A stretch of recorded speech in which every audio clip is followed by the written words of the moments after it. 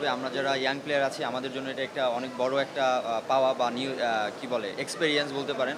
So হবে কি আমরা যারা হয়তো যদি ভালো পারফর্ম করতে পারি ন্যাশনাল টিমকে তো অবভিয়াসলি আমরা লং টার্ম সার্ভিস দেওয়ার মানে চেষ্টায় থাকবো। সো এটা আমাদের জন্য ভালো হয়েছে, এজন্য বিএফএফকে অসম্ভব থ্যাঙ্কস।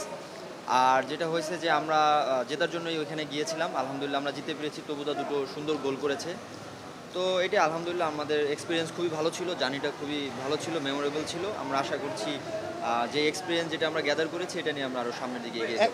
আমার কাছে স্পেশালি যেটা মনে হয়েছে যে কোচ আসলে সবাইকে আমাদেরকে সুযোগ দিয়েছে, মানে জাস্ট কে কীরকম কি এটা জাস্ট বোঝার জন্য। তো আশা করছি ডে বাই ডে আরও আমরা ভালো করবো। বিএফএফকে তো অনেক চেষ্টা করতেছে, যে আগে তো আসলে এরকম খেলা হতো না, বাট রিসেন্টলি তো খেলা হচ্ছে। সো আমি আমাদের সবার আস্থা আছে বিএফএফের প্রতি, তারা অবশ্যই আমাদের যেটা ভালো হয় আরও ভালো ভালো ম্যাচ তারা সেপ্টেম্বর উইন্ডোতেও।